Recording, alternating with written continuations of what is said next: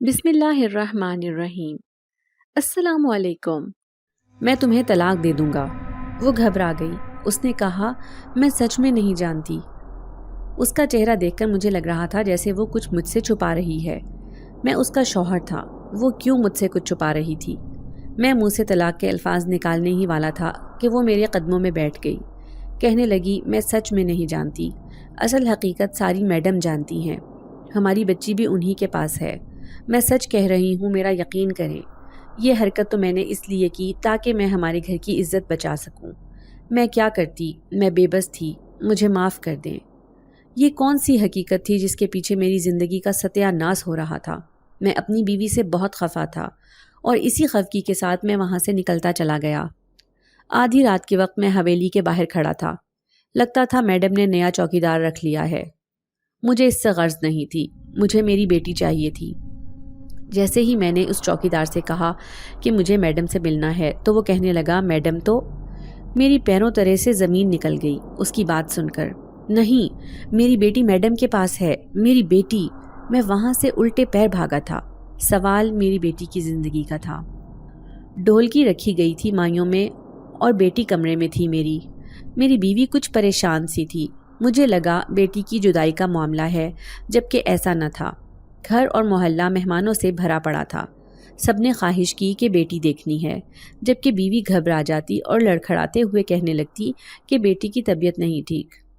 سب کے بہت اصرار پر اس نے بیٹی کو باہر تو لا کر بٹھا دیا، لیکن گھونگھٹ نہیں الٹنے دیا۔ مجھے شبہ ہوا کہ کچھ ٹھیک نہیں ہے۔ میں نے بیوی سے پوچھا تو اس نے ٹال دیا۔ مہمان ناراض ہونے لگے کہ یہ کیا بات ہوئی، دلہن کا چہرہ نہیں دیکھنے دیا۔ کچھ ہی دیر میں میری بیوی میری بیٹی کو واپس کمرے میں لے گئی۔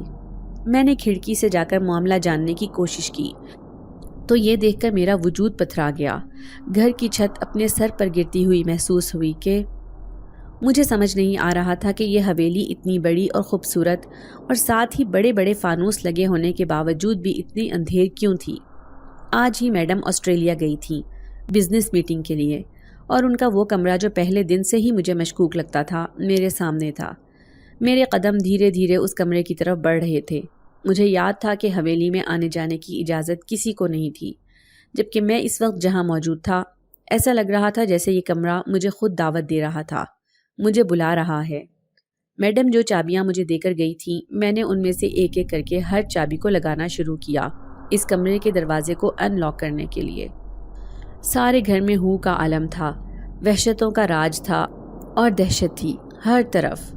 چابیاں نہ لگیں۔ ان گچھوں میں سے ایک چابی بھی اس دروازے کی نہ تھی۔ میں جھنجھلاہٹ کا شکار ہوا اور سر کھجا کر میں نے اس کا حل تلاشنے کی کوشش کی۔ میرا ارادہ نہیں تھا کہ میں یہ سب کروں، لیکن نہ جانے کیسے میرے قدم میڈم کے کمرے کی جانب بڑھنے لگے اور چابیوں میں موجود اس کمرے کی چابی نکال کر میں نے اس کمرے کے دروازے کو کھولا۔ ٹارچ کی مدد سے کمرے کی لائٹ جلائی تو کمرہ روشن ہو گیا۔ ان کے کمرے کی تلاشی لینے لگا اور مجھے ان کی ڈائری کے پاس ہی اس کمرے کی چابیاں نظر آئیں۔ میں نے میڈم کی ڈائری اٹھائی، اسے لے کر کمرے کی لائٹ آف کرتے ہوئے اس کمرے کے دروازے کو تالا لگایا اور اس مشکوک کمرے کے سامنے جا رکا۔ جیب سے چابی نکالنی چاہی تو چابیوں کا گچھا من بھاری لگا۔ ہمت جوڑتے ہوئے میں نے اس کمرے کے تالے میں چابی ڈال دی۔ چابی کا ڈالنا تھا کہ پوری حویلی میں ایک عجیب سا ساز گونجا۔ میں سمجھ نہ سکا، کمرے کے اندر سے کسی کے چلنے کی آوازیں آنا شروع ہوئیں، جیسے کسی کو پیغام مل گیا ہو باہر آنے کا۔ میں نے چابی کو گھمایا اور جیسے جیسے میں گھما رہا تھا مجھے اپنا سر بھاری محسوس ہوتا جا رہا تھا۔ یوں لگ رہا تھا جیسے چاروں طرف کسی نے دنیا گھما دی ہو، لیکن میں نہیں جانتا تھا کہ میں جو کر رہا ہوں کیوں کر رہا ہوں۔ یوں لگتا تھا جیسے مجھ سے کروایا جا رہا ہے۔ جیسے ہی تالا کھلا میں چکرا کر گر گیا۔ مجھے کچھ ہوش نہ تھا، لیکن جب آنکھ کھلی تو میں نے دیکھا میں اسی کمرے کے اندر موجود ہوں اور میرے ارد گرد۔ یہ کیا کر دیا تھا میں نے کیوں کیا ایسے؟ نہیں۔ پھر مجھے کچھ ہوش نہ رہا۔ جب جاگا تو رات کا آخری پہر اور بڑی حویلی کے اندر گھپ اندھیرا۔ میں باہر ایک کرسی پر بیٹھا پہرے داری کر رہا تھا۔ میں چوکیدار تھا۔ یہ حویلی میں اپنے بچپن سے دیکھتے دیکھتے بڑا ہوا تھا اور خاندانی نوکر ہونے کی وجہ سے مجھے چوکیدار کی نوکری پر رکھ لیا گیا تھا۔ میں حویلی کے پیچھے بنے ایک کمرے میں رہتا تھا، گھر کے باقی ملازمین بھی وہیں رہتے تھے۔ میں اپنی ہی سوچوں میں مگن تھا کہ اچانک ایک سیاہ رنگ کی گاڑی دور سے آتی دکھائی دی۔ مجھے شک گزرا کہیں یہ یہاں تو نہیں آ رہے ہیں، اور میرا شبہ صحیح ثابت ہوا۔ وہ حویلی کے بڑے سے جنگلے جیسے دروازے کے باہر آ کر کھڑی ہوئی اور ہارن بجایا۔ میں بھاگتا ہوا وہاں پہنچا۔ یہ میری نوکری کا حصہ تھا۔ میں ڈرائیونگ سیٹ کے پاس جا کر جھکا تو اندر بیٹھے آدمی نے کہا کہ کیا تمہاری میڈم اندر ہیں؟ میں نے کہا صاحب موجود تو ہیں لیکن وہ سو رہی ہیں، اور اس وقت مجھے تو کیا حویلی کے کسی بھی ملازم کو اجازت نہیں ہے کہ وہ اندر جا سکے۔ صبح 8 بجے میڈم اٹھیں گی تو ہی اندر کا دروازہ کھلے گا اور میں یا کوئی بھی فرد اندر جا سکتا ہے۔ گاڑی میں بیٹھے آدمی نے ماتھے پر بل سجاتے ہوئے گاڑی کا شیشہ اوپر چڑھا لیا اور اپنی گاڑی کو یو ٹرن موڑ کر نکلتا چلا گیا۔ شاید یہ ہماری پہلی اور آخری ملاقات تھی، یا شاید ایک اور باقی تھی۔ میں پرسوچ سا اس گاڑی کو جاتا دیکھتا رہا۔ تبھی کانوں میں فجر کی اذان سنائی دی۔ میں وضو کرنے چلا گیا تاکہ نماز ادا کر سکوں۔ یہ بڑے لوگ بھی عجیب ہی ہوتے ہیں، سب کچھ ہوتا بھی ہے تو بھی منہ ہی بنائے رکھتے ہیں۔ ایک دن تو ہو جو کبھی میڈم کو مسکراتا دیکھ لیا ہو میں نے۔ میرا موڈ خراب تھا اور میں غصے میں مالی ہونے کے فرائض سر انجام دے رہا تھا، بہت ہی غصے میں۔ صبح میڈم کے اٹھتے ہی سب سے پہلے رات کو آنے والے شخص کی خبر دی تو میڈم چلا اٹھی کہ اسے یہاں آنے کیوں دیا، جبکہ میں انہیں نہیں کہہ سکا کہ میں نے آنے نہیں دیا تھا، وہ لوٹ گئے تھے، کوئی صاحب تھے۔ لیکن میڈم نے بہت ڈانٹا تھا اور صبح ہی صبح میڈم گاڑی لے کر نکل گئی۔ ایک میں تھا کہ میرے پاس کچھ بھی نہیں تھا، اوپر سے صبح صبح نہار منہ میڈم کی ڈانٹ بھی کھائی، پھر بھی خوش تھا۔ انہی سوچوں میں نے غور کیا۔ میڈم واپس آ گئی تھیں، جبکہ آتے ہی انہوں نے میرا نام پکارنا شروع کیا۔ گاڑی سے نکلی تو ہانپ رہی تھیں۔ میں پریشان ہو گیا کہ خدا خیر کرے میڈم کو کیا ہو گیا، ابھی تو نکلی تھی۔ فوراً چیخنے لگی کہ یہ والا دروازہ بند کرو، کسی کو آنے نہ دینا، سن رہے ہو میں کیا کہہ رہی ہوں؟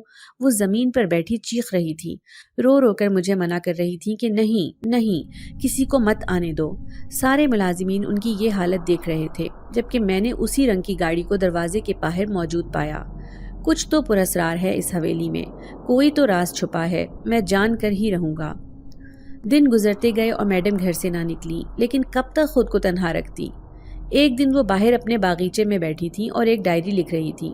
میں پاس کھڑا پودوں کو پانی دے رہا تھا کہ مجھے کہنے لگی، تم میرے سب سے وفادار آدمی ہو، میرے سامنے ہی پلے بڑھے ہو۔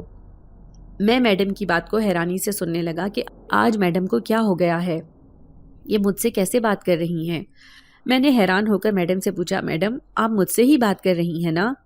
میڈم مسکرا پڑی اور میں شرمندہ سا ہو کر وضاحت دینے لگا کہ آپ بات نہیں کرتی ہیں نا تو بس اس لیے۔ میڈم نے بس سر ہلایا اور کہنے لگی، آج میں تمہیں اس حویلی کا ایک راز دینے والی ہوں، یاد رکھنا یہ راز تمہارے منہ سے کبھی نہ نکلنے پائے۔ ایک چابی ہے، وہ بات جو میں کہنے جا رہی ہوں، اور وقت آنے پر بتا دوں گی تمہیں کہ میں تمہیں یہ سب کیوں بتا رہی ہوں۔ کہنے لگی کہ اس حویلی کے سارے راز اس کمرے میں بند ہیں جس میں بڑا سا تالا لگا ہے۔ زندگی میں کبھی بھی، سن رہے ہو نا غور سے، کبھی بھی تم اس دروازے کو مت کھولنا، ورنہ تم۔ انہوں نے بات ادھوری چھوڑ دی اور میں منتظر تھا کہ وہ بات پوری کریں۔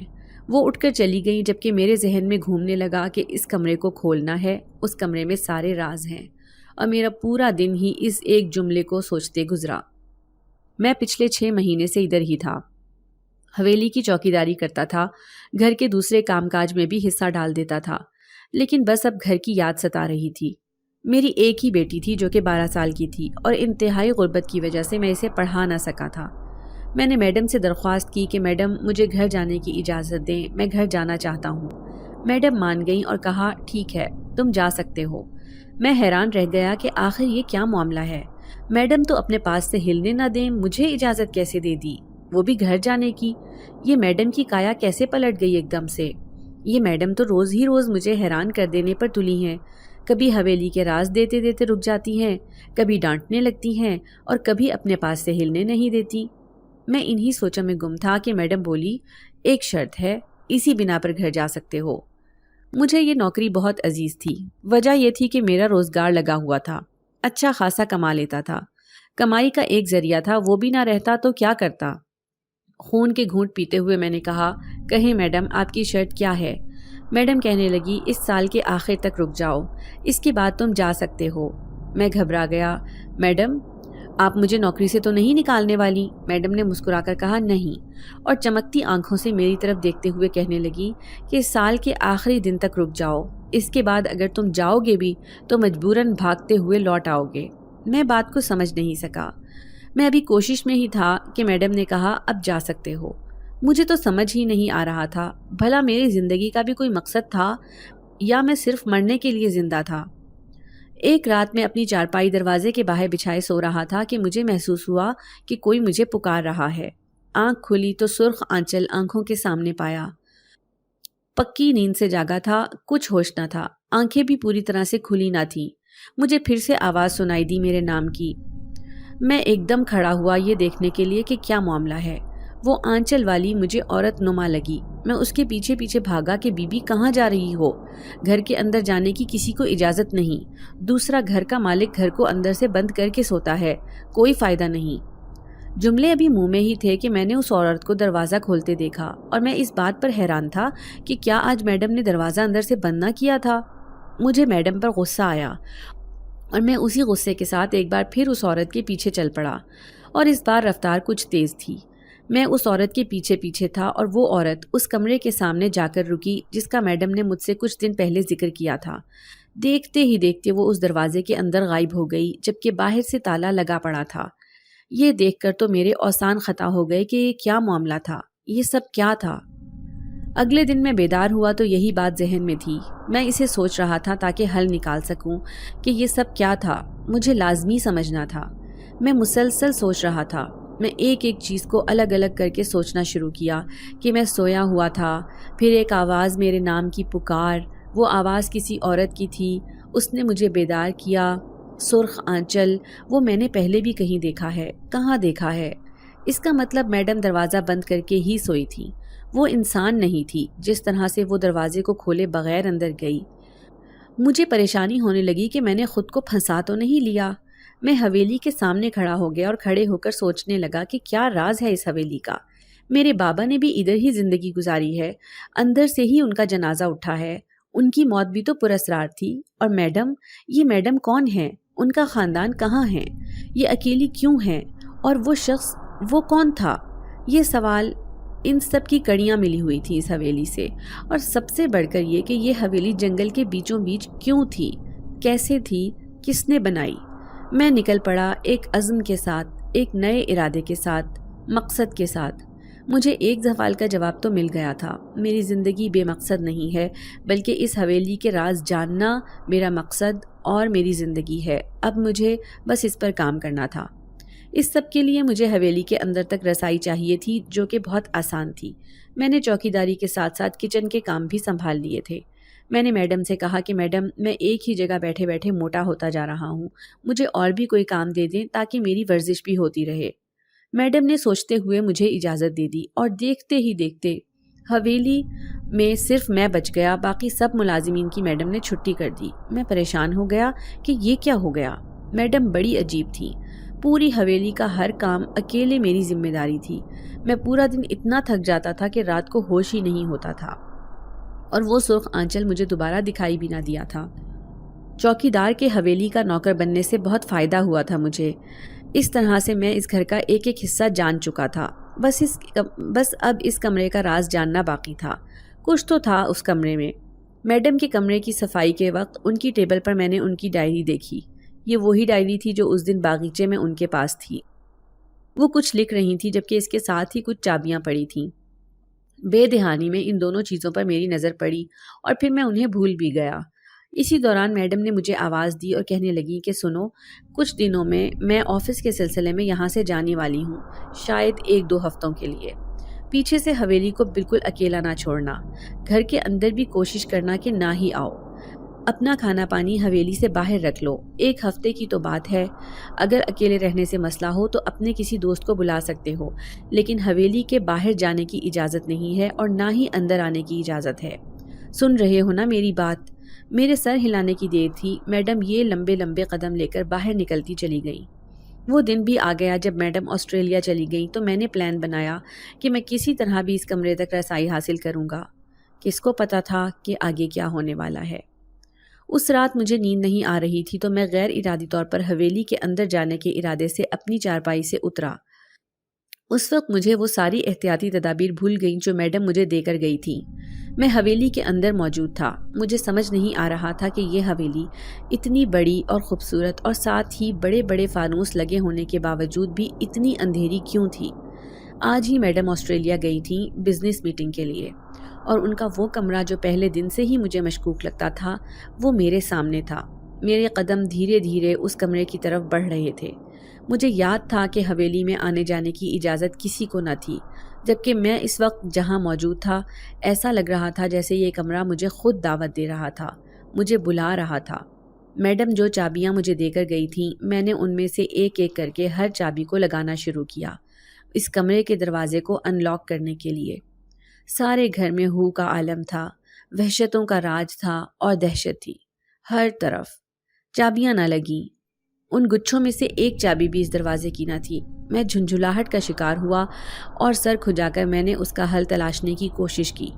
میرا ارادہ نہیں تھا کہ میں یہ سب کروں، لیکن نہ جانے کیسے میرے قدم میڈم کے کمرے کی طرف بڑھنے لگے، اور چابیوں میں موجود اس کمرے کی چابی نکال کر میں نے اس کمرے کے دروازے کو کھولا۔ ٹارچ کی مدد سے کمرے کی لائٹ جلائی تو کمرہ روشن ہو گیا۔ ان کے کمرے کی تلاشی لینے لگا اور مجھے ان کی ڈائری کے پاس ہی اس کمرے کی چابیاں نظر آئیں۔ میں نے میڈم کی ڈائری اٹھائی اور اسے لے کر کمرے کی لائٹ آف کرتے ہوئے اس کمرے کے دروازے کو تالا لگایا اور اس مشکوک کمرے کے سامنے جا رکا۔ جیب سے چابی نکالنا چاہی تو چابیوں کا گچھا من بھاری لگا۔ ہمت جوڑتے ہوئے میں نے اس کمرے کے تالے میں چابی ڈالی۔ چابی کا ڈالنا تھا کہ پوری حویلی میں ایک عجیب سا ساز گونجا۔ میں سمجھ نہ سکا اور کمرے کے اندر سے کسی کے چلنے کی آوازیں آنا شروع ہوئیں، جیسے کسی کو پیغام مل گیا ہو باہر آنے کا۔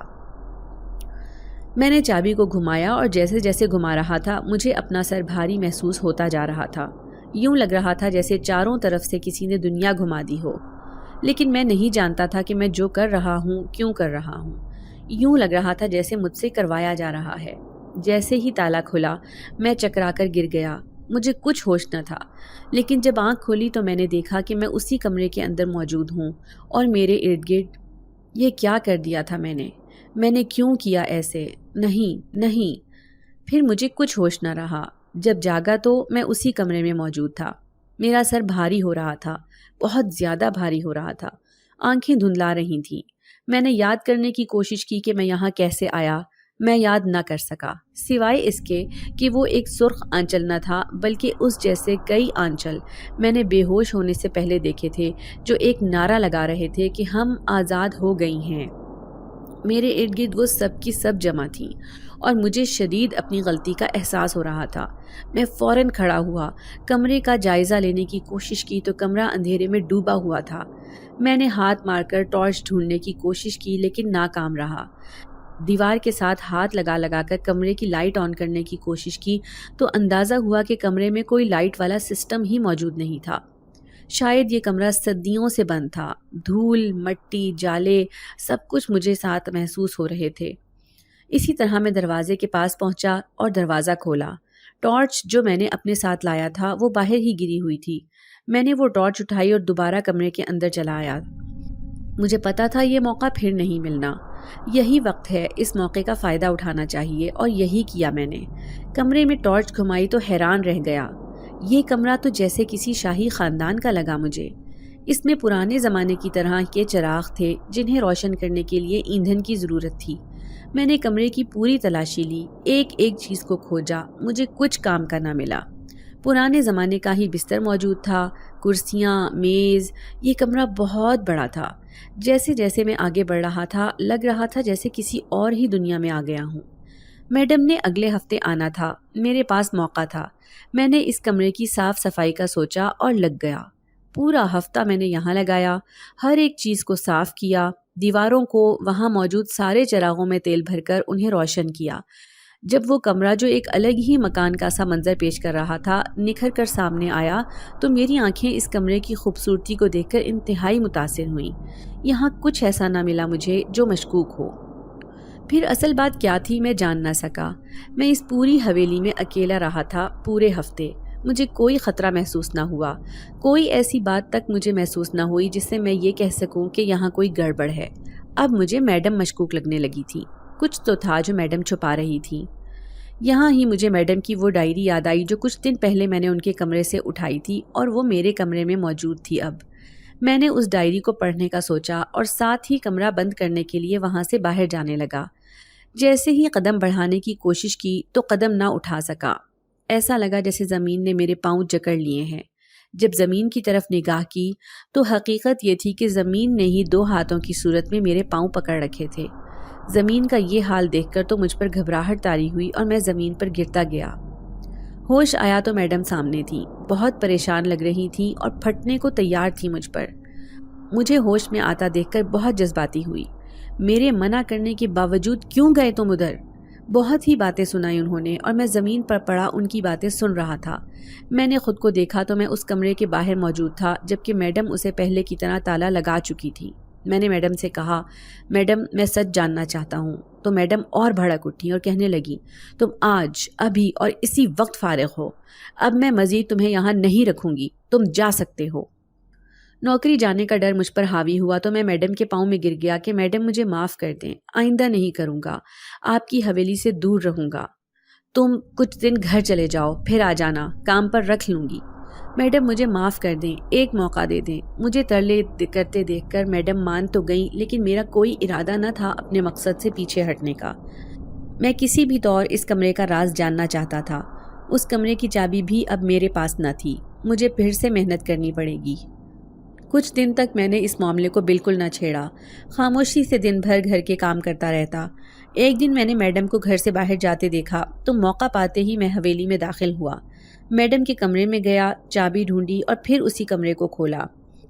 یہ دیکھ کر میرے پیروں تلے سے زمین نکل گئی کہ اندر کا حال بالکل ویسا ہی تھا جیسا میں نے اسے پہلی بار پایا تھا۔ وہ ساری صفائی ستھرائی دور دور تک نہ تھی۔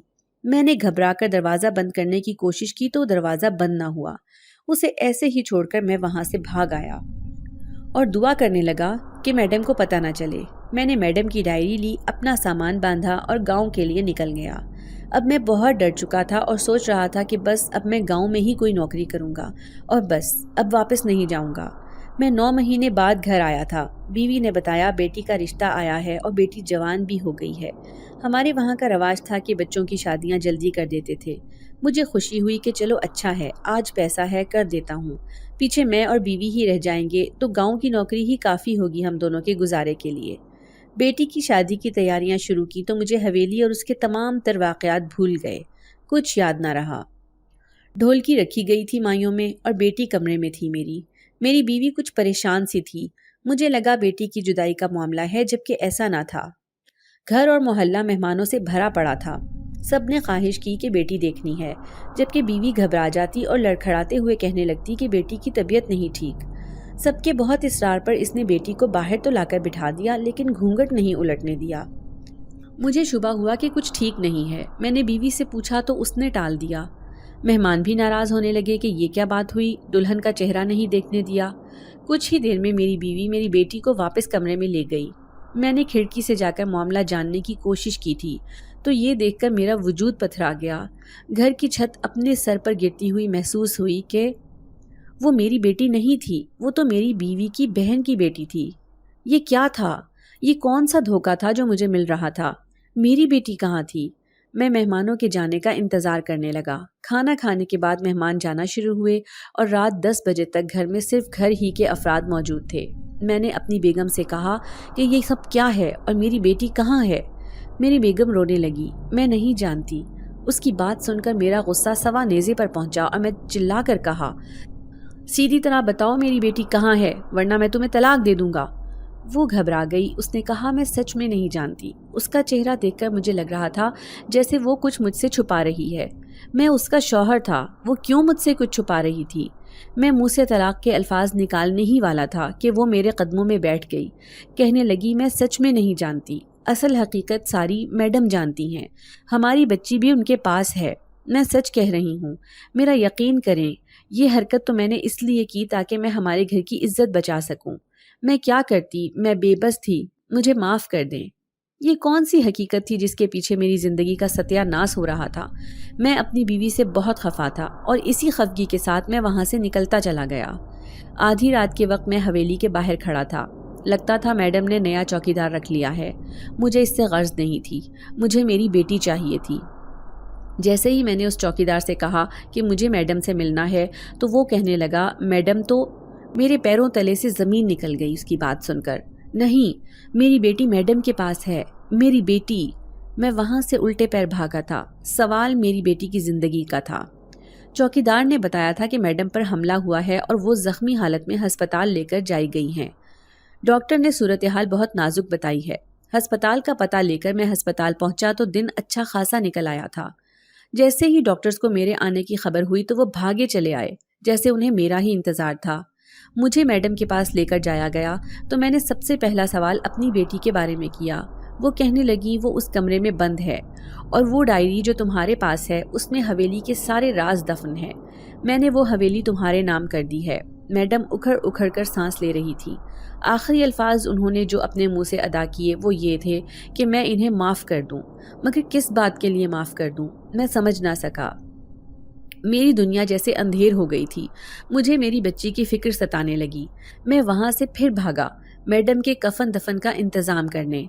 मुझे शाम हो गई। इन सारे मामलात में मैडम का जनाजा पढ़कर मैं हवेली भागा और उस चौकीदार के साथ मिलकर उस कमरे के अंदर गया तो मेरी बेटी ऐन उसी जगह मौजूद थी जिस जगह पहले मैं मौजूद था।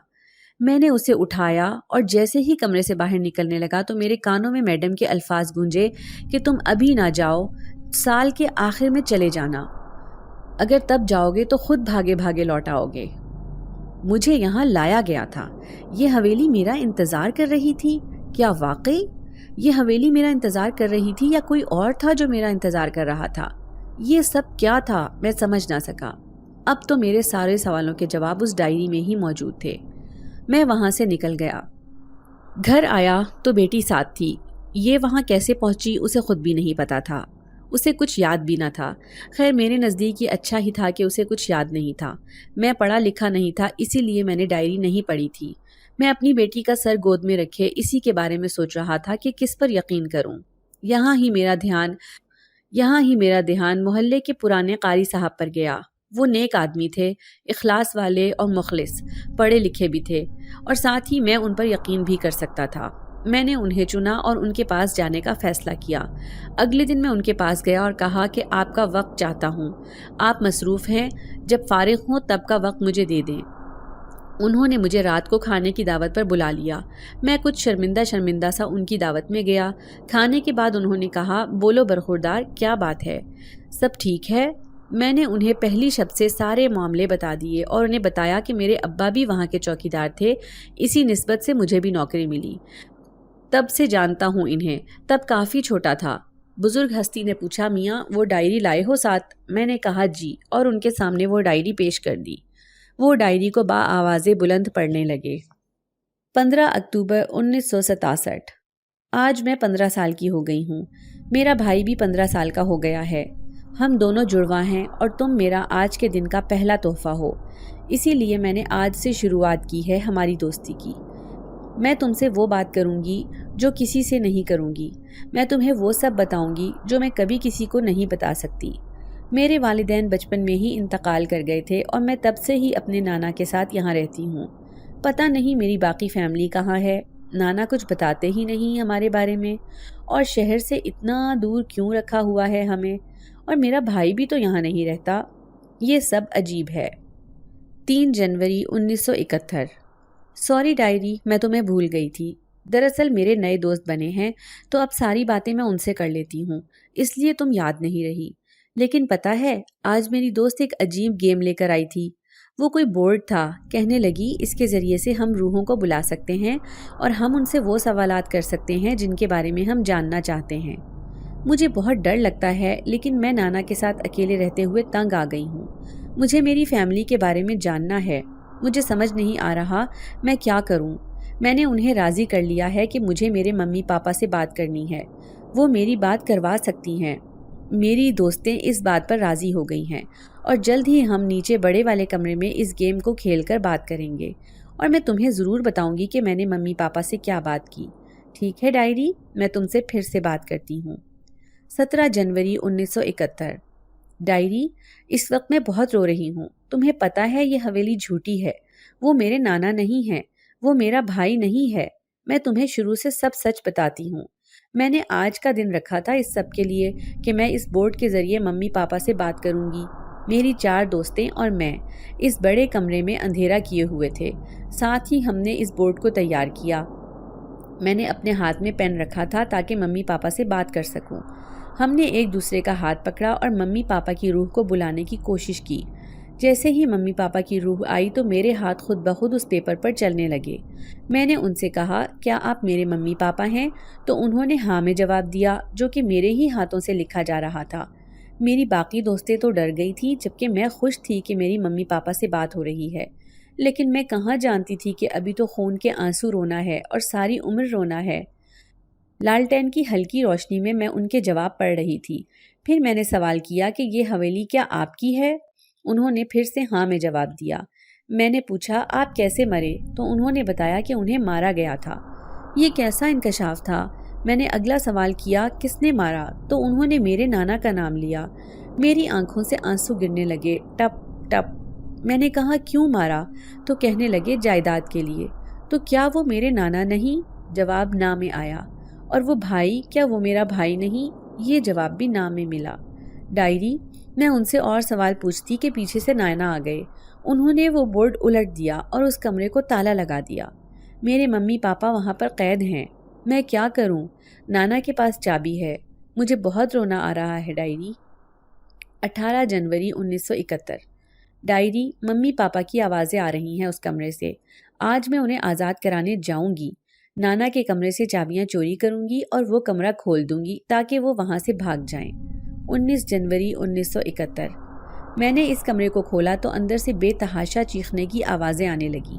میں نے اسے بند کرنے کی کوشش کی تو بند نہ کر سکی. اس کمرے میں سے تیز ہوائیں آ رہی تھیں. میرے نانا نے یہ دیکھا تو وہ مجھے بچانے آئے، مگر اچانک کسی نے انہیں کھینچ لیا اندر کی طرف. وہ اندر ہی ہیں ابھی تک. میں کیا کروں؟ چوکیدار انکل سے کہتی ہوں. 20 جنوری 1971.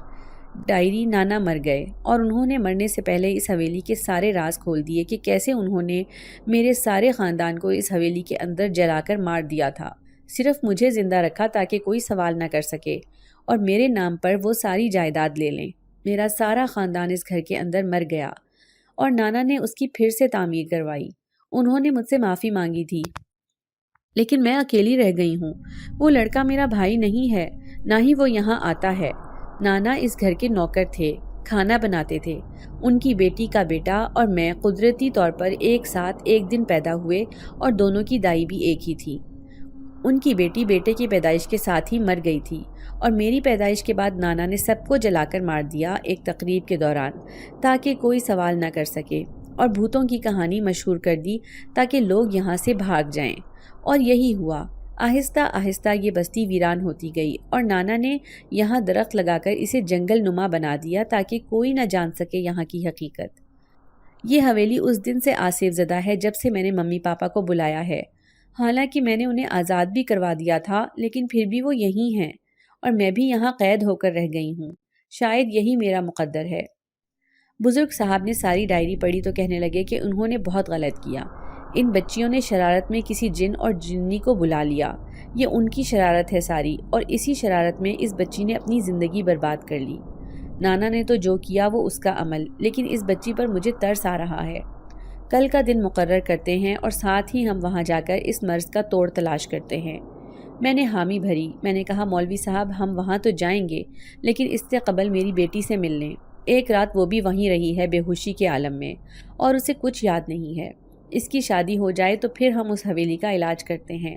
آپ مجھے کچھ مہلت دیں. انہی صاحب دین سے میں نے اپنی بیٹی کا نکاح پڑھوایا.